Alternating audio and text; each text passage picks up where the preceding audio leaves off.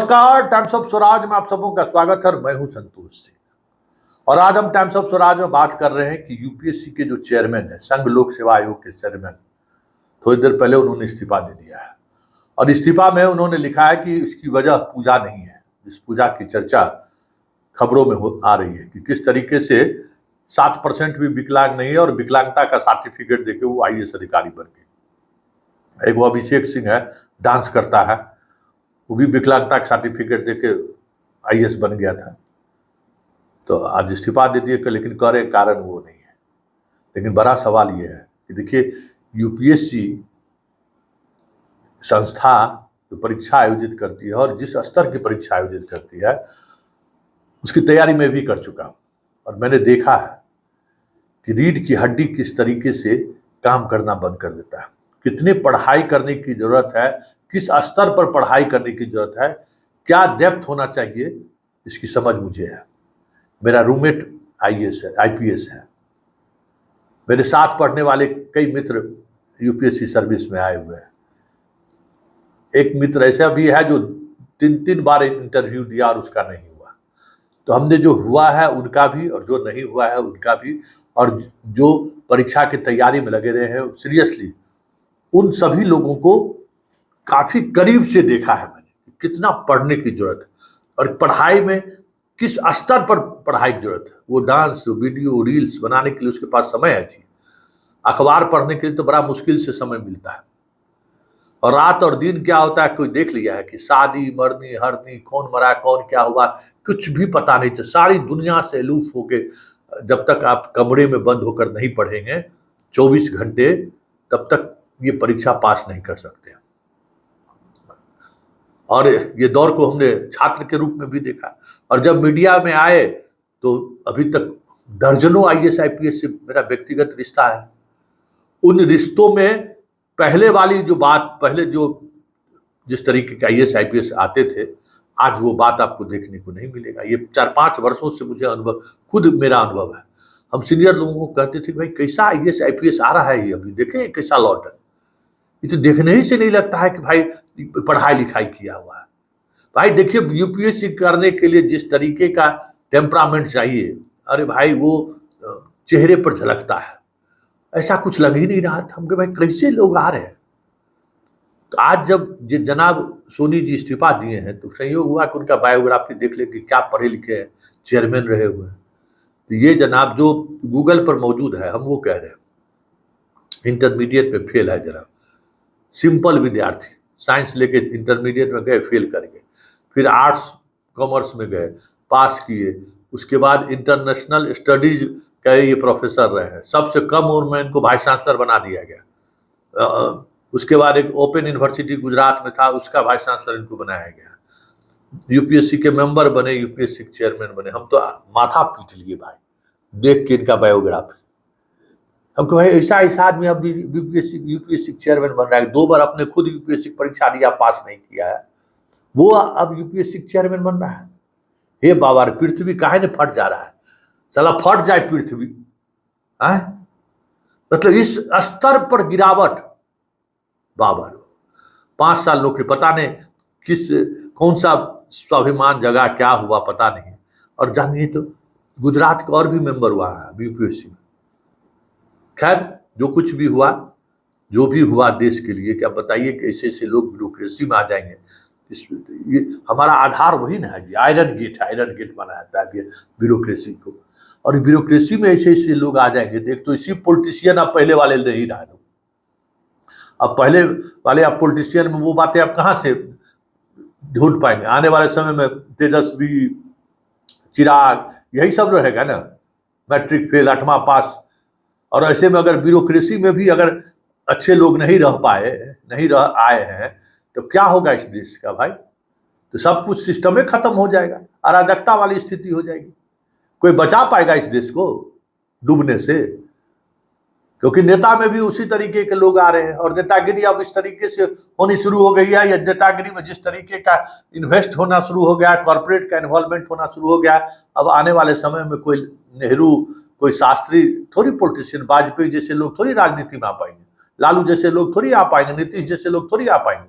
नहीं आ पाएंगे। उनका दरवाजा वो अब उस तरीके का क्लेवर का आदमी आप सोच भी नहीं सकते हैं कि और इस देश की राजनीति में आ सकता है, जिनपे एक अलग तरीके की सोच होगी, एक अलग तरीके की समझदारी होगी, राजनीतिक विरोध जो कुछ भी हो, लेकिन ऐसे इस तरीके के लोग अब राजनीति में आना संभव नहीं है। लेकिन सबसे दुख मुझे उस संस्थान से है जिस संस्थान में सच कहिए तो मैं पला बढ़ा हूं। हम बात संघ की कर रहे हैं। इस तरीके की जितने भी अपॉइंटमेंट हो रहे हैं उसमें संघ कहीं न कहीं भागीदार है।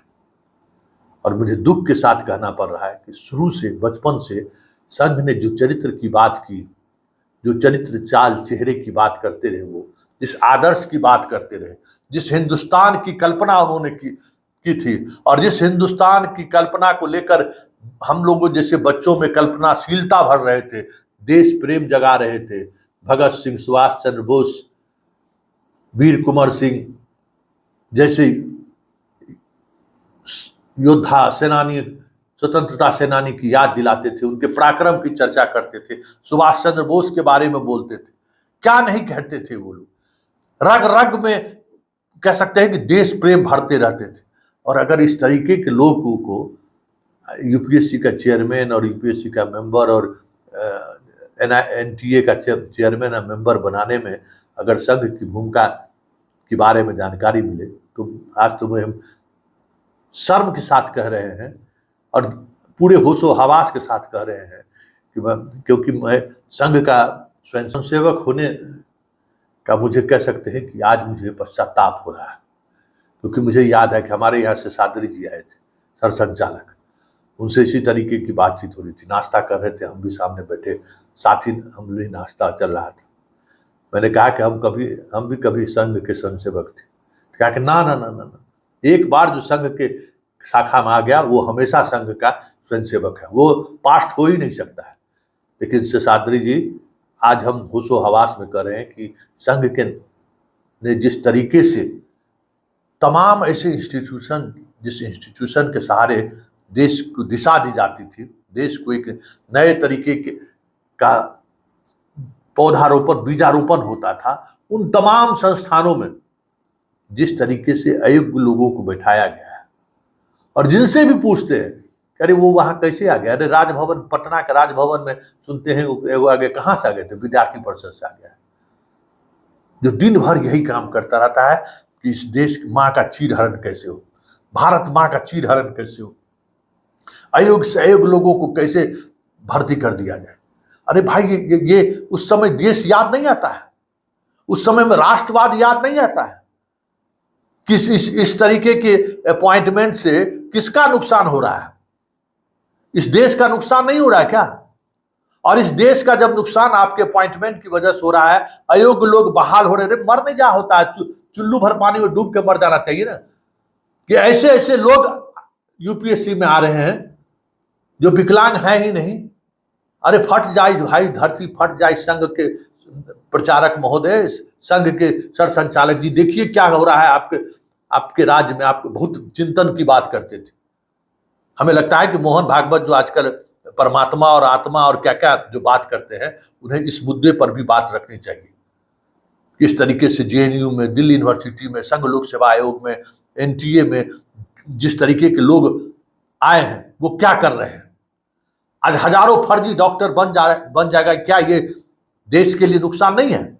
ये कौन सा राष्ट्रवाद है कि फर्जी लोगों, अयोग्य लोगों को आप डॉक्टर बना रहे हैं, यूपीएससी के सहारे आईएएस आईपीएस बना रहे हैं? कहां जा रहा है देश? और वो इस खेल में वही लोग शामिल हैं जो सबसे ज्यादा राष्ट्रवाद, भारत माता की जय, वंदे मातरम कहना होगा। क्या बात है, राम राम कह रहे हैं, वही लोग है ना। आज देख लीजिए ना, सामने में कौन लोग हैं?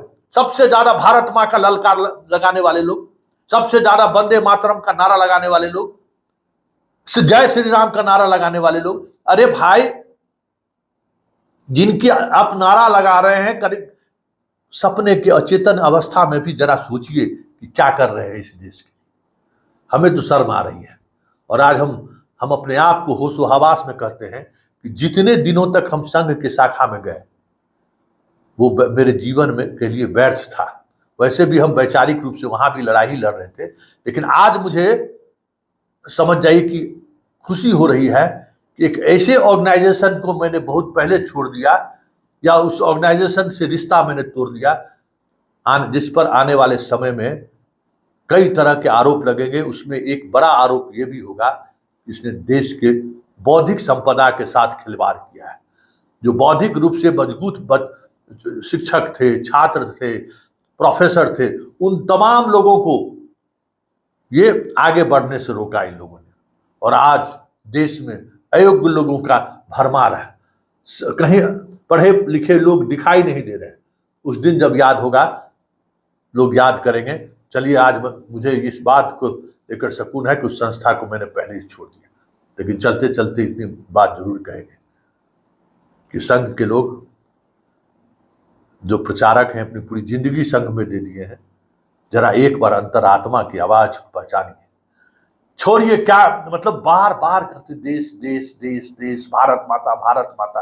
अरे थोड़ा जग जाइए, जग जाइए, क्या हो रहा है देश में।